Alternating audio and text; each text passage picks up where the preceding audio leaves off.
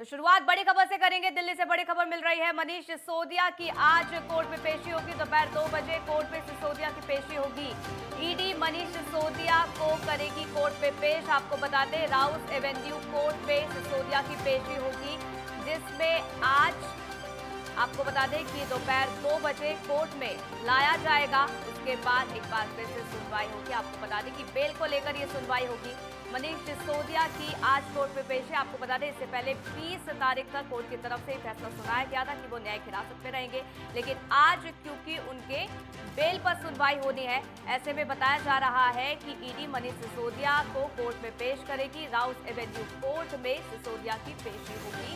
अब इस दौरान कोर्ट की तरफ से क्या कुछ फैसला लिया जाता है, उस पर लगातार नजर बनी रहेगी। लेकिन आपको बता दें, जहां एक और सीबीआई इस पूरे मामले की सुनवाई कर रही है, इस पूरे मामले की जांच कर रही है, तो वहीं आपको बता दें कि अब ईडी का शिकंजा भी कसता नजर आ रहा है। ईडी ने आपको बता दें कि सुनवाई से पहले ही हिरासत में ले लिया है मनीष सिसोदिया को, और अब ऐसे में देखना होगा कि आगे क्या कुछ होगा।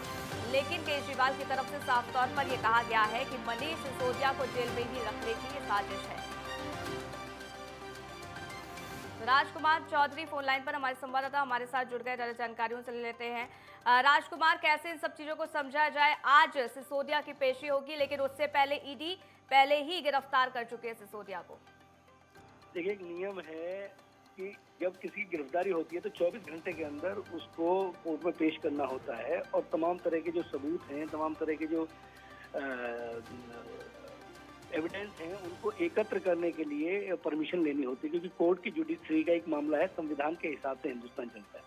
जिस मसले में ईडी ने डिटेन किया है और उसमें जांच जो चल रही है सिसोदिया को लेकर, आज उन्हें पेश किया जाएगा। इसमें जो 12% कमीशन वाला जो मामला है, क्योंकि जो शराब की नीति थी, एक नीति को बनाया गया, उस नीति में 12% जो है वो प्रॉफिट देना था, लेकिन 6% जो पैसा था वो ब्लैक में आम आदमी पार्टी को लेना था। अब इस तरीके के जो सबूत हैं वो ईडी के पास लगे हैं, और बड़ी बात जो है, जो आधार बनाया है ईडी ने, अभी तक की जो जानकारी मिली है, क्योंकि जो ओएसडी थे, जो इस रणनीति में शामिल थे, जो दानिक कैडर के जो अधिकारी थे, जो पीएस थे, जो करीब के लोग थे कहीं ना कहीं सिसोदिया जी के, वो उन्होंने ही इस चीज को सब जो सबूत दिए हैं, और उसी सबूतों के आधार पर ईडी इंफॉर्मेशन कलेक्ट कर रही है, और आज उनको पेश करके रिमांड पर लेने की जो कार्रवाई है, उस कार्रवाई को पूरा किया जाएगा, और आगे इसकी इन्वेस्टिगेशन की जाएगी कि 6% जो कमीशन है, जो ब्लैक में जो कमीशन गया है, वो पैसा किस किस माध्यम से, किस किस रास्ते से, किन किन अकाउंटों से कैसे कैसे निकल गया है, उसकी एक पूरी तस्वीर जो है वो पेश की जाएगी।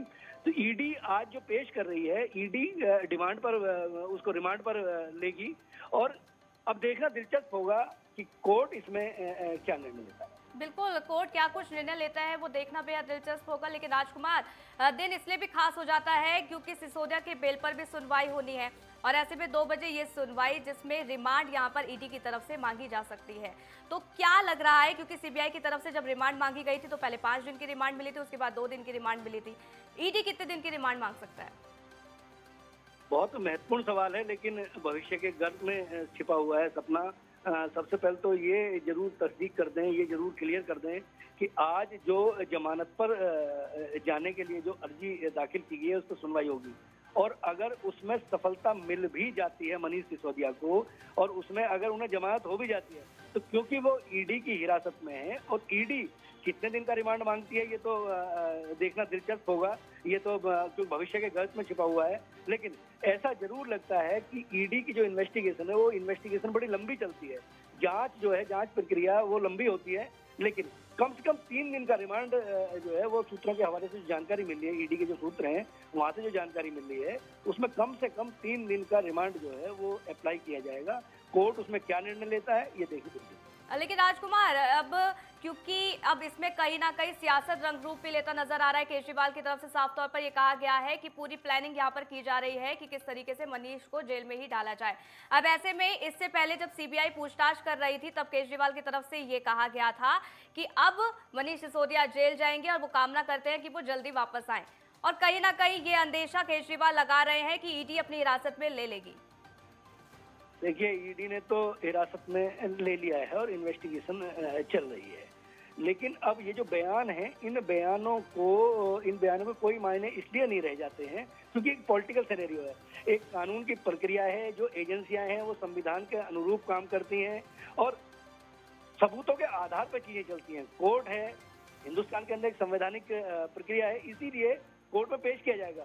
अब कोर्ट में उनके वकील अपने पक्ष को किस तरीके से रखते हैं, उन्हें उसमें कितनी सफलता मिलती है, ये तो भविष्य के गणित में छिपा हुआ है। लेकिन एक बात जरूर तय है कि अगर ईडी ने जिस तरीके से मनीष सिसोदिया को हिरासत में लिया है और गिरफ्तारी दिखाई है, मतलब जेल में जाकर उनसे पूछताछ की गई, तमाम तरह के जो सबूत थे उन सबूतों के आधार पर उनको डिटेन किया और आज कोर्ट में जो जो पेश किया जाएगा, उसके बाद रिमांड पर लेकर आगे की क्या प्रक्रिया है, उसमें किस तरीके से सबूत पेश किए जाते हैं। अगर वो सबूत जस्टिफाई हो पाएंगे तो आरोपी हो जाएंगे और जस्टिफाई नहीं हो पाएंगे तो उन्हें बाइज्जत बरी कर दिया जाएगा।